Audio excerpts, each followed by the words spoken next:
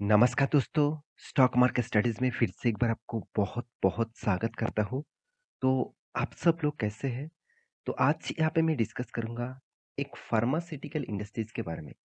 देखिए, pharmaceutical industries में बहुत अलग-अलग कैटेगरीज़ के कंपनी होते हैं।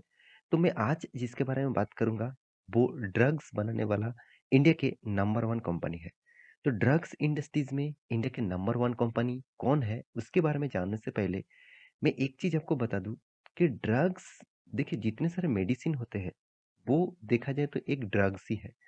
क्योंकि वो बहुत सारे केमिकल्स के माध्यम से, बहुत सारे मतलब इंग्रीडिएंट के माध्यम से, बहुत सारे जड़ी-बूटियों के माध्यम से, बहुत कुछ मिला के उसको बनाया जाता है। तो इसीलिए उसको ड्रग्स कहा जाता है।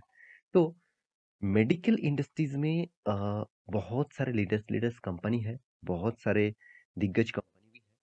तो और आप सब जानते हैं कितने लाखों करोड़ों का मेडिसिन होते हैं अलग-अलग मतलब सेगमेंट का। तो आज मैं जिस कंपनीज के बारे में बात करूंगा वो एक लार्ज कंपनी है और ड्रग्स बनाने के इंडस्ट्रीज में कंपनी अभी नंबर 1 पोजीशन में है। तो नंबर 1 पोजीशन होने के नाते भी पिछले दिनों में कंपनीज में ऐसे क्या हुआ था जो कंपनी में एक भारी भरकम अचानक मार्केट में क्रैश देखने को मिला। तो उसी के बारे में डिस्कस करूँगा, क्योंकि बहुत सारे दोस्तों ने कमेंट किया, "सर, अचानक इस तरीके से क्रैश होने के पीछे कारण कौन-सा है? एक बार बता दीजिए।" तो चलो, मैं डिस्कस कर लेता हूँ क्योंकि मेरा काम है कंपनीज़ के न्यूज़ के बारे में आपके साथ शेयर करना। तो उसी के बारे में डिस्कस करूँगा, तो वीडियो को लास्ट तक देखना और हाँ, अभी तक आपने इस चैनल को सब्सक्राइब नहीं किया, तो प्लीज़ रिक्वेस्ट करूँगा, अभी जाकर सब्सक्राइब कर लीजिए और हाँ, अभी तक बेल आइकन को हिट नहीं किया, तो ज़रूर हिट करके ऑल करके रखिएगा क्योंकि आपको नोटिफ़िकेशन डेली बेसिस मिलता रहेंगे। और साथ ही साथ आप टेलीग्राम को भी जॉइन कर सकते हैं, नीचे लिंक दिया गया है, जाकर जॉइन करेंगे तो आप ही का ही फ़ायदा है, क्यों बता रहा हूँ, एक बार जाकर जॉइन करके तो देखिए। तो चलो, देख लेते हैं आज के स्टॉक के बारे में। तो कंपनी का नाम कौन-सा है? कंपनी का नाम है डेविस लैब, जिसको आप डेविस लैबोरेटरीज नाम से भी जानते हैं। तो डेविस लैब एक सबसे बड़ा, सिर्फ इंडिया में नहीं, आप देख सकते हैं वर्ल्ड लार्जेस्ट एपीआई मैन्युफैक्चरिंग जो फैसिलिटीज है वो इसी कंपनी प्रोवाइड करते हैं। तो इंडिया में नहीं, वर्ल्ड रैंकिंग में कंपनी खुद का नाम बना चुके हैं। आप देख सकते हैं स्टेट ऑफ द आर्ट, यहाँ पे देखिए manufacturing in our analytics facilities. साथ ही साथ देखिए 15,000 प्लस एम्प्लॉयड पीपल काम करते हैं इस कंपनी में। 15,000 से भी ज़्यादा एम्प्लॉयज काम करते हैं मेडिसिन बनाने में, मेडिसिन तैयार करने में। तो सोचिए कंपनी में कितना स्ट्रेंथ है, कंपनी का एक्सपीरियंस कितना है इस इंडस्ट्रीज में, करीबन करीबन 31 ईयर्स से भी ज़्यादा। तो एम्प्लॉयज कितना है, 15,000 के ऊपर है। यहाँ पे बता रहा है 17,000 से प्लस कंपनी का एम्प्लॉय है। 13 R&D मतलब सेंटर है। रिसर्च एंड डेवलपमेंट करने के लिए कंपनी 3 सेंटर बना के रखा। मैन्युफैक्चरिंग यूनिट जो है, मैन्युफैक्चरिंग करने के लिए जो जो मतलब सेंटर है, वो 3 सेंटर कंपनी बना के रखा। तो कंपनी की जो स्ट्रेंथ है, कंपनी की जो बिज़नेस सेगमेंट है, आप यहाँ पे देख सकते हैं। तो कंपनी कोई छोटा-मोटा कंपनी नहीं है। हाँ, कंपनी का नाम सुनकर ही बहुत सारे लोगों को लगेगा, "सर, इस कंपनी का प्राइस रेंज तो बहुत ज़्यादा है, मैं देख के क्या करूँ?"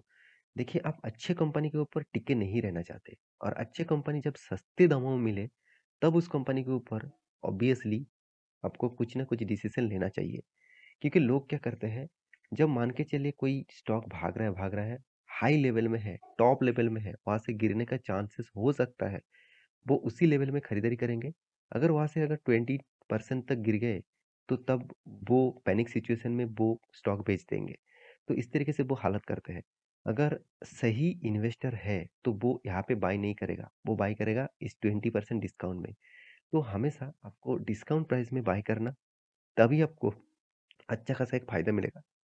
तो आप कहेंगे सर, क्या मुझे इस कंपनी का प्राइस मान के चलो कि ₹2000 चल रहा है, तो क्या मुझे 1000 तक वेट करना पड़ेगा? ऐसे बिल्कुल भी नहीं, 1000 तक आएगा क्या नहीं आएगा, उसका कोई गारंटी नहीं। 1000 के नीचे भी आ सकते हैं और कभी नहीं आ सकते हैं, ऐसे भी कुछ सिनेरियो देखने को मिलेगा। तो आपको एक परसेंटेज डिसाइड करना है, इतना परसेंटेज गिरने के बाद मुझे खरीदारी करना है। तो इस कंपनी के ऊपर क्या राय होगा? चलो, वो भी मैं आपको दिखा देता हूँ। सबसे पहले कंपनी ने क्यों क्रैश हुआ, वो दिखा देता हूँ। देखिए, कंपनी का प्राइस रेंज 3,400 के आसपास है। बहुत सारे लोग इस प्राइस देखकर ही भाग जाएँगे। तो मैं एक बार डिटेल्स में आपको डेटा दिखा रहा हूँ, कुछ डेटा आपको पॉइंट्स आपके साथ शेयर करूँगा, इसीलिए मैं इस वीडियो लेके आया हूँ। तो देखिए, जब मार्केट ओपन हुआ, ठीक-ठाक ओपन हुआ था, एक ही साइड बेसिस में ओपन हुआ था। तो पिछले दिनों में 12:50 के आसपास 12:50 के आसपास तो स्टॉक में अचानक गिरावट हुआ। तो अचानक गिरावट हुआ, वो भी 9% के आसपास गिरावट हो गया था। तो 9% के आसपास गिरावट होने के पीछे लॉजिक कौन-सा है? चलो वो मैं आपको बता देता हूँ। तो मैं एक दिग्गज वेबसाइट द इकोनॉमिक टाइम्स के ऊपर आ चुका हूँ। आज आप इस साइट में जाएँगे तो आपको पता चलेगा। तो आप देख सकते हैं डेविस लैब क्वार्टर 2 रिजल्ट। तो डेविस लैब का क्वार्टर 2 का रिजल्ट सामने आया और कंपनी क्या किया? Profit fall 19% Y of Y to rupees 494 crore. इसका मतलब क्या है? कंपनी का जो प्रॉफिट पिछले क्वार्टर में था, उससे कंपनी कंपैरिजन करे तो 19% प्रॉफिट डाउन हो चुके हैं। चलो मैं एक बार आपको दिखा भी देता हूँ। तो यहाँ पे क्वार्टर में आपको सामने लेके आया हूँ। देखिए इस बार सितंबर का रिजल्ट और पिछले बार सितंबर का रिजल्ट कितना 606 करोड़ का था। इस बार कितना बना 400 चलो 500 करोड़ तक बोल सकते हैं। तो यहाँ पे इसीलिए बता रहे थे कि 19% प्रॉफिट डाउन हो चुके हैं। और देखिए पिछले बार भी कंपनी अच्छा खासा परफॉर्मेंस किया था, उससे भी बीट नहीं कर पाया। तो आप कहेंगे सर इस तरीके से हालत क्यों हुआ? क्योंकि कंपनी का जो चार्ट पैटर्न है आप एक बार ध्यान से देखिएगा, कोविड के सिचुएशन कहाँ पे था? कोविड के सिचुएशन यहाँ पे था। इस जगह पे कोविड का सिचुएशन था, कंपनी का तब प्राइस था करीबन 1640 रुपीज़ के आसपास। वहाँ से कंपनी किस तरीके से भागा, आप यहाँ पे देख सकते हैं। कंपनी यहाँ पे भागने के बाद कंपनी हाई के थे करीबन-करीबन आप यहाँ पे देखिएगा 5425 रुपीज़ के आसपास। तो इस हाई लेवल से स्टॉक गिरते-गिरते अभी कितना लेवल तक आया? 3440 रुपीज़ के आसपास। तो सोचिए 5400 के कंपनी अभी आपको मिल रहा है 3400 मतलब 2000 पॉइंट्स के नीचे। तो इसी का तो ही फ़ायदा उठाना चाहिए ना। तो आप कहेंगे सर क्या कंपनी अच्छा है? क्या कंपनी के ऊपर तो आप निवेश करने के लिए मतलब बोल रहे हैं। देखिए मैं पहले डिस्क्लेमर दे दूँ, मैं कोई भी आपको इन्वेस्टमेंट करने के लिए नहीं बोल रहा हूँ।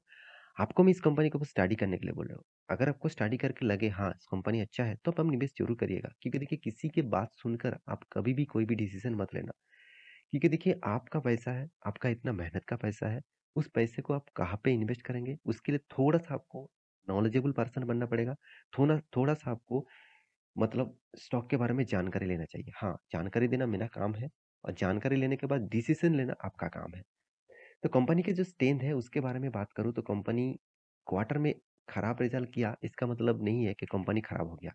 कंपनी हर साल में खुद का प्रॉफिट रेशियोज़ ग्रोथ कराता चला गया।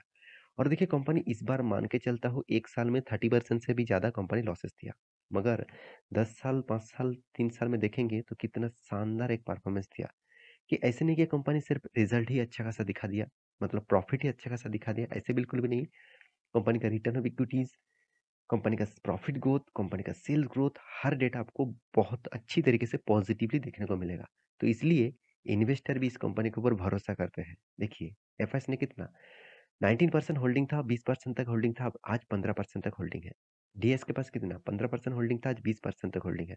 पब्लिक के पास 12% होल्डिंग था, आज 11% है। अगर कंपनी में एक खराबी होता, तो सबसे पहले पब्लिक के पास ज़्यादा पैसा मतलब ज़्यादा होल्डिंग रहता, एफआईडीएस के पास ज़्यादा होल्डिंग नहीं रहता। प्रोमोटर के पास कितना 52% होल्डिंग था, आज 51.94% का होल्डिंग है। तो मैं एक बात दावे के साथ कह सकता हूँ, कंपनी में स्ट्रेंथ है, कंपनी में मतलब कैपेबिलिटी है, फ्यूचर में ग्रोथ करने के लिए आप सभी जानते हैं मेडिसिन इंडस्ट्रीज, ड्रग्स इंडस्ट्रीज हमेशा एक ही रेंज में हमेशा भागते नहीं। कभी-कभी इसको भी स्ट्रगल मूड में पड़ना पड़ता है। क्योंकि देखिए कोविड के सिचुएशन में सबसे ज़्यादा ग्रोइंग मूड में था जितने सारे मेडिकल इंडस्ट्रीज है, जितने सारे फार्मास्यूटिकल इंडस्ट्रीज है। तो कोविड खत्म हो गया, खत्म मतलब अभी पूरा का पूरा खत्म नहीं हुआ, तो उसका मेडिसिन आ गया, बहुत सारे मतलब जो सिम्पटम्स था वो कम हो गया। तो इसलिए मेडिकल इंडस्ट्रीज, फार्मास्यूटिकल इंडस्ट्रीज लगातार डाउनफॉल में जा रहा है। क्योंकि देखिए लोगों का तभी डिमांड होता है प्रोडक्ट का जब उसका कुछ क्राइटेरिया सामने देखने को मिले। तो मैं ज़रूर कहूँगा इस तरीके से सिनेरियो फ्यूचर में और भी ज़रूर आएगा और मेडिकल इंडस्ट्रीज हमेशा ग्रोथ करते रहेंगे। हाँ, धीरे-धीरे ग्रोथ करेंगे। आप कहेंगे सर क्या कल जाके ग्रोथ करेंगे? ऐसे बिल्कुल भी नहीं।